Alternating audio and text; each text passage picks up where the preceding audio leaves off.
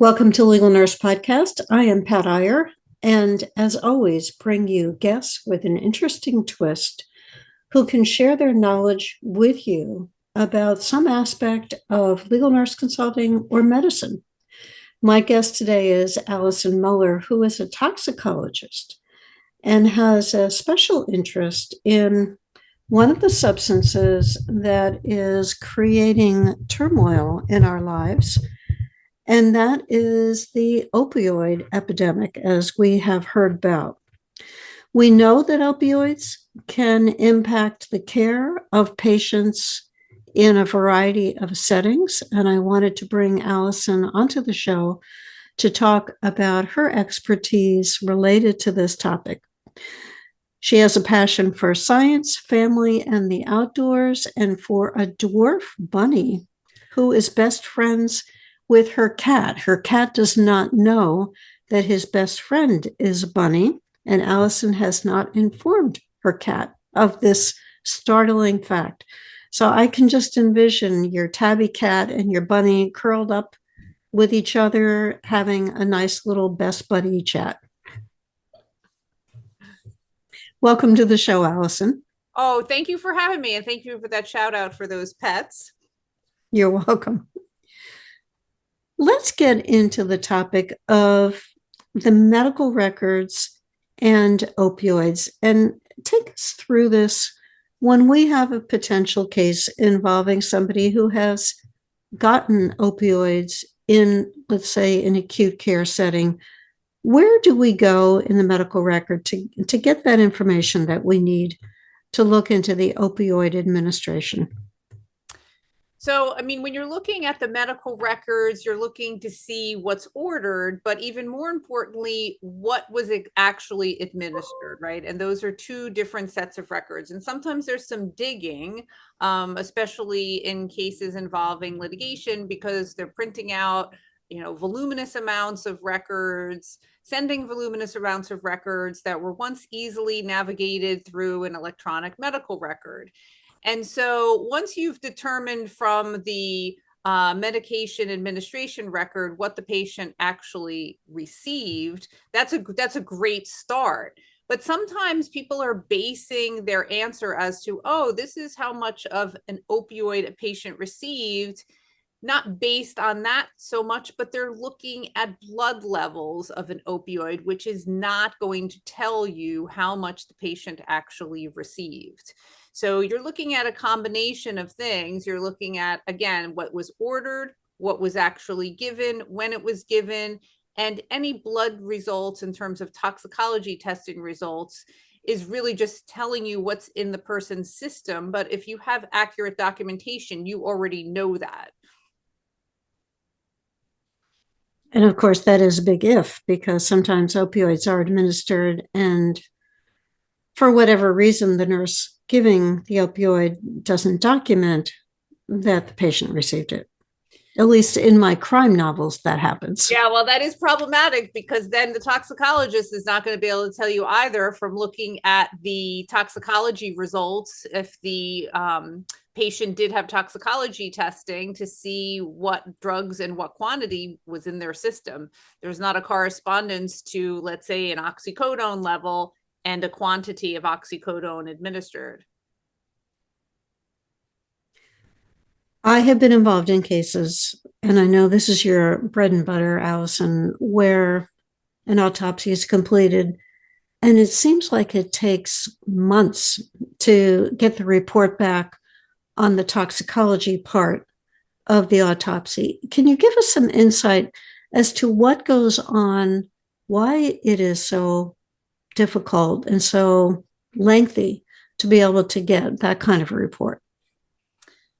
Well, it comes down to the fact that there's not one toxicology test that's a magic wand and says, tell me everything that is in the patient's or in what you're describing, the decedent's system, right? There's not just one test. And if it's a case where it's a postmortem case, there's a death, and they're doing postmortem toxicology results in particular, they're doing a deep dive into really learning what was in that person's system. And The other tricky part about toxicology testing, and since there is no, one size fits all tells us everything that's in the person's system test, you almost have to know what you're looking for to find it. So when there is a deep dive, like a postmortem case, they meaning whoever's ordering the test, it's typically the forensic pathologist, the medical examiner. When that person is ordering the tests, they have to order a lot of different, what we call panels or individual drugs that they're testing for. And that's not throw it in the machine and then that's the end of it. It takes time to run all these different types of toxicology tests. And also, equally as important, it takes time to do the validation to make sure that the test ran properly. Now, that's in the scope of an analytical chemist or a forensic toxicologist, somebody who is working in the lab. As a clinical toxicologist, I have to be able to interpret the results, but I'm not physically in the lab running them. But I can appreciate the time that it takes for these scientists to run all these different types of tests on all different machines and do their quality assurance checks. So that takes quite a bit of time to make sure that they're not missing anything and that everything was done properly. Yeah, those are all important factors for us to consider if we don't understand how those tests are ordered or who's selecting which ones to investigate, then we can't understand why a particular substance might not have been tested for to begin with. Right. And especially as a legal nurse consultant, or in my case, an expert witness as a toxicologist, we're coming into this months, years after the fact. So, there's not really necessarily input or, real-time conversation about what's going to be ordered. That's already been said and done. I come across the term opioid naive and opioid tolerant.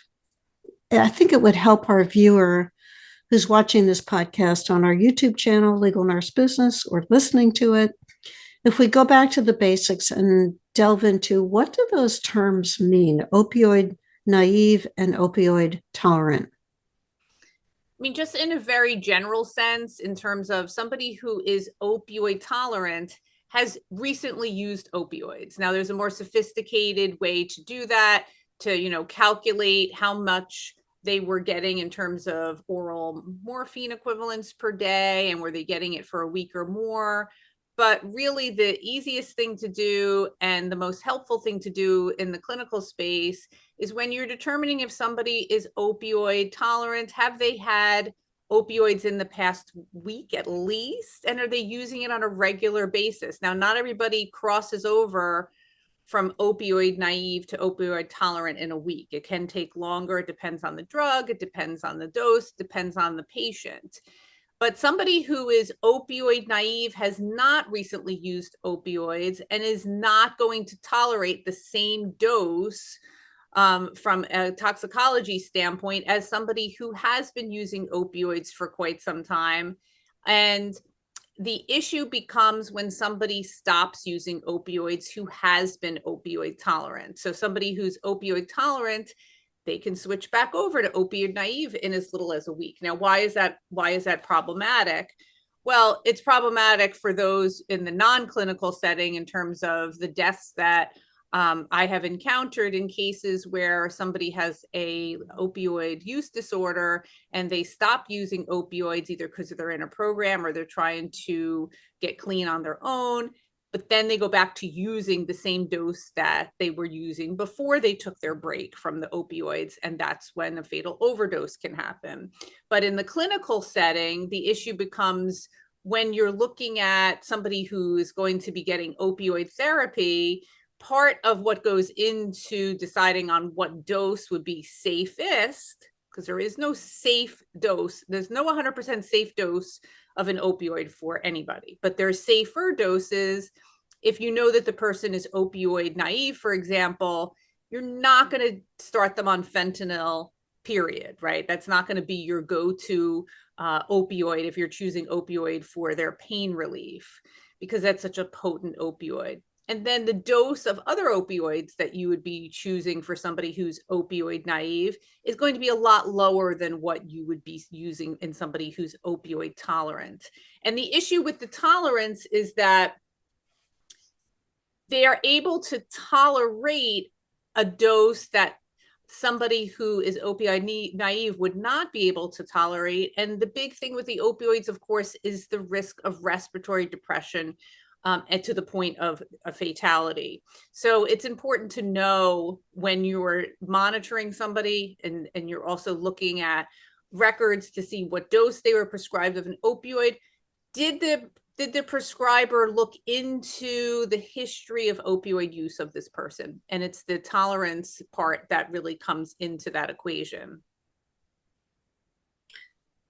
And can lead, as you said, to fatal overdoses when the nurse has some discretion in terms of how often or what dose to give, and is not considering the potentiating effects of other medications that the patient is receiving. I've seen several cases of people who were under the care of nurses who would have viewed themselves as being very aggressive with pain relief, but were too aggressive given the patient's ability to tolerate the medication. And like I said, there's no 100% safe dose of an opioid, and it really is on an individual basis. What is that person's tolerance? And of course, like what you mentioned, Pat, what other medications are they on? Because not everything plays well with opioids. I was in my family practice doctor's office this morning filling out my list of medications, and the last question was, do you have any opioids in your home? And then it had a list of drugs. And do you need any help disposing of them? And I thought, now that's an interesting screening question I've never seen on any of the forms that I filled out in doctor's offices. That's a great question. I wonder if they take opioids right there and then, or they refer you to a drop-off center if they take other drugs, because not only opioids need to be safely disposed of, but yeah, that's a great start. As we think about this in terms of the opioid naive, the opioid tolerant, are there other factors that providers should be taking into account when they're ordering opioids for patients? I mean, of course, the dose makes the poison with many substances. Really, all substances can be poisons depending on the dose, but it's not only the dose. I mean, there's patient-specific factors. When they're starting somebody on an opioid for pain, you're thinking about sending home that patient also with a prescription for naloxone, the brand name being Narcan. That's something, even if it's not a situation where the person has a risk for opioid use disorder. I mean, bad things can happen with opioids, and it doesn't necessarily have to mean that there's anything related to addiction or misuse. And so that could be something to think about co-prescribing. Now, when I say prescribing, really, I mean, the naloxone is available over the counter now. And in most states, there's a standing order to even get the naloxone that's still available by prescription without a written prescription, since there are standing orders from the states. But to have that, time is of the essence when it comes to saving somebody's life from an opioid overdose, or really just toxicity. It doesn't necessarily have to be an overdose per se to result in respiratory depression. So dose is one thing to consider. Co-prescribing with the naloxone is another. Making sure you get a good medical history on the patient, although that applies for so many things, but really understanding what are the other medications that the patient takes, not only prescription, because you may find that easily from the medical records, but over-the-counter medications, illicit drugs, and dietary supplements and similar, to really get a picture of, is there anything that maybe could intensify the effects of this opioid or have another type of drug interaction with the opioid? And then a discussion about what are the expectations for the patient taking the opioid? Are you going to require them to do a periodic urine drug screens to make sure that they're actually taking the opioid, or to see if there's any drugs of abuse that they haven't told you about, indicating there might be a potential for misuse of the opioid. What are your parameters for getting additional prescriptions for the opioids, in terms of how often they need to have office visits and have monitoring and stay in touch with you about their pain relief? Boy, that's a lot of factors to consider, Allison.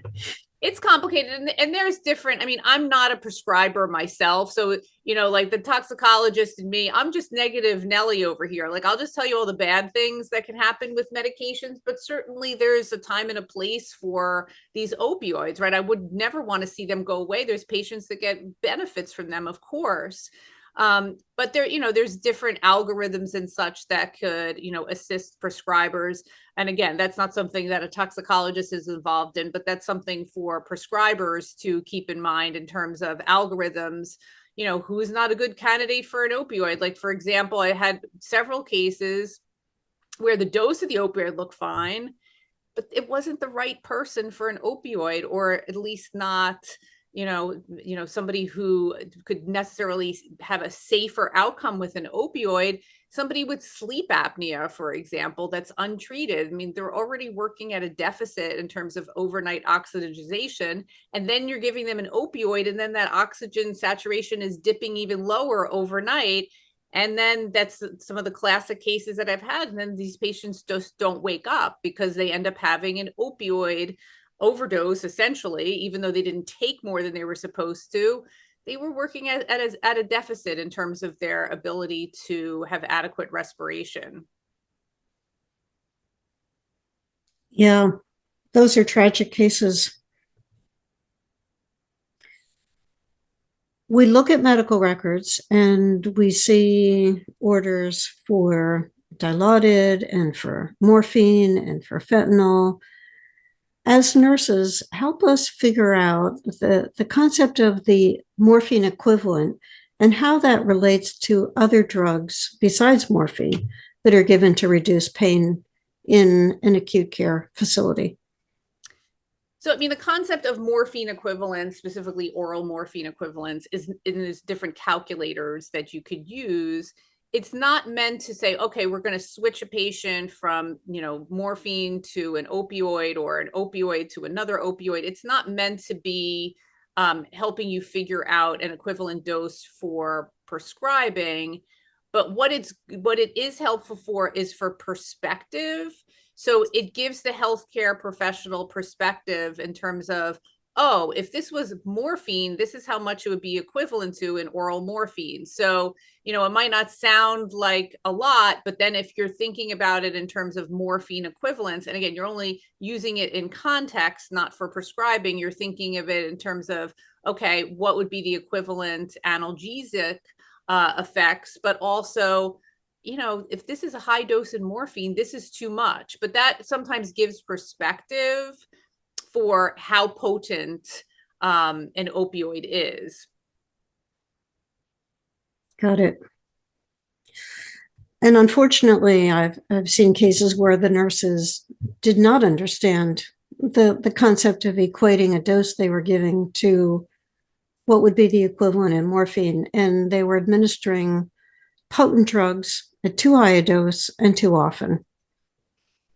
And the issue is that it's the effect of, it's not only at the level of the prescriber, whether that be the nurse practitioner or whether that be a physician or physician assistant, who's ever prescribing the dose.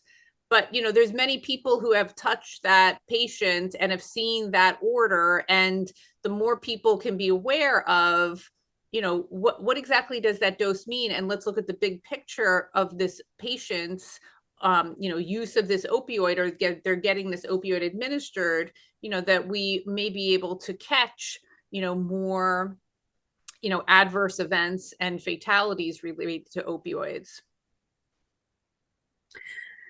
I've been in nursing long enough that I can remember when the PCA pump was introduced, and it was such a wonderful concept to allow the patient to administer their dose of analgesia. Patient-controlled analgesia machine is what PCA stands for, and it was great. And that meant they didn't have to wait for the nurse to draw up the medication and bring it to them. But there are risks associated with PCA pumps, and one of them is over-sedation. Therefore, we see cases involving people who overdose themselves accidentally on a PCA pump, and then the nurse discovers them and administers Narcan. I can think of one case in which the nurse administered a single dose, walked out, came back 45 minutes later, and was puzzled that the patient was no longer breathing. Tell us about the correct way that Narcan should be administered. I mean, whether it be, at home by a family member, out in the field by law enforcement or EMS, or in the hospital setting, it's earlier is better. There's no downside to giving the Narcan, the naloxone. Now, it saves lives. It can precipitate opioid withdrawal, which rarely is fatal, but can be extremely uncomfortable and a bit difficult to manage, especially, let's say, in the field, because now that you've lifted the opioid from the receptors, you're allowing the patient to breathe, but they're also, especially if they're a regular user, they're in withdrawal. So they're agitated, to say the least. They might be vomiting, might be sweating, diarrhea, all the, they're just very difficult to manage, and they're definitely not feeling well now that you've lifted the opioid. But the naloxone can save someone's life, and to have it readily available, like you'll find it in libraries, in schools. I mean, law enforcement carries it, and it can be given intranasally in the field. So it's something that's, relatively easy to administer. But what a misconception is about the naloxone, the Narcan, is that the window doesn't close. You can give it any time. And yes, you can give it any time after an opioid overdose, but there does come a point where once the cascade has started, particularly at the point of cardiopulmonary arrest because of the lack of oxygen to the brain and the heart, you can give the naloxone, but it may be too late. It may be too late in terms of the opioid has already done its damage, and the downward spiral has started. Because I've had cases where, the defense to, it couldn't have been the opioid that resulted in this person's death because, look, they didn't respond to the naloxone. Well, that window may have closed. You have to look at what was happening with the patient at that time. So the issue with the naloxone is to give it early. And so accessibility, and I mean this from, the non-healthcare facility setting, accessibility is key. The sooner the better, as you said. The sooner the better, yes. And then we get the autopsy report, and the Narcan has been unsuccessful. We're looking at a report that states the patient has morphine in the blood. What does that mean in terms of interpretation for us? So it's like a lot of things when it comes to toxicology testing results. We really need context, right? So the toxicology report is the start, but it's not the end of the story. And so we look at a toxicology report, we look at the postmortem toxicology report in particular, and we see morphine. Where did the morphine come from? Well, it could be one of three scenarios. There could be morphine in the decedent's system because they took morphine. Could be morphine in the decedent's system because they used heroin. Morphine is one of the two major metabolites of heroin. Or they could have used codeine, because morphine is also a metabolite of codeine. Without any context, we won't know which one that is. So sometimes we can say, oh, well, there's morphine in the blood, but there's also 6 monoacetylmorphine, 6 MAM, which is only a metabolite of heroin. Okay, then chances are that morphine is there because there was heroin used. But I mean, I've had cases where I don't have enough context and that's all I have. And without more, I can't determine where that morphine came from. What are some other pitfalls when it comes to interpreting the toxicology results? I mean, one thing that I always say about the toxicology results, if all you have is a drug level, all you have is a drug level. Like the questions that I get asked if I'm only given the toxicology report, whether it be in somebody who's living or a postmortem toxicology report, is, does this drug level show impairment? Does this drug level show overdose? Does this drug level tell us how much the person took of this drug, when they took it, how often they took it? And the answer to all those things are no, those levels don't tell us that. For the most part, a drug level is just going to tell you if somebody uses a particular drug. And most of the time we know that anyway. When it comes to opioids, just to circle back for opioids, when it comes to opioids, there is such a wide range of fatal levels for opioids, particularly fentanyl. That's the big one that we see nowadays in toxicology reports, because it's so potent. But people can develop a tolerance to fentanyl. It can be pretty impressive. So one postmortem toxicology blood level of fentanyl could be something that somebody's walking around with an opioid high. So, the range is so wide because when we look at these fatality ranges, it involves patients who are opioid tolerant, opioid naive, patients who are very old, very young. There's patients with all different types of other medications or illicit drugs that they also have in their system. So it's really difficult to really wrap up a story of what happened to a person just based on a drug level, especially in a postmortem situation. I know as we've been talking today, you've given us a few hints about how you might become involved in the legal system. When is it appropriate for a legal nurse consultant to recommend that a toxicologist be brought into working on a case? I would say when the legal nurse consultant is reviewing a case and they're thinking about, could this be, whether it be an opioid or other drug, could this be related to what we're seeing with this patient? How do I interpret the drug levels? Or the attorney's asking the legal nurse consultant for an opinion. So the legal nurse consultant is giving a very detailed summary, which is very helpful for the attorney who is assessing the case.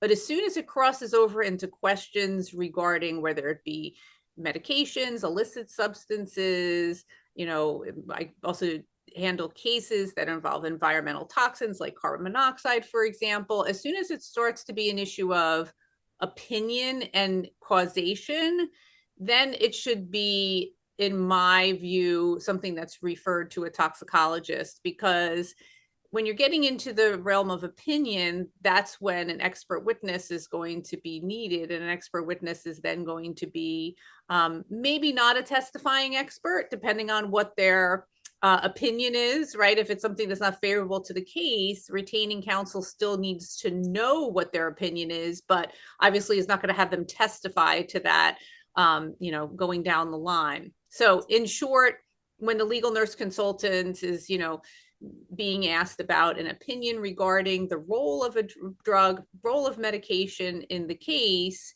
beyond, what's documented in the chart, and really making that assessment, that should be at the desk of a toxicologist. I have a vivid memory of sitting in my library with a book, and I think the author was Basalt, if I remember correctly. Yes. This big, thick book, and looking at the medical record and trying to make a correlation between what I read in the toxicology report, and here's this almost incomprehensible, reminded me of organic chemistry language.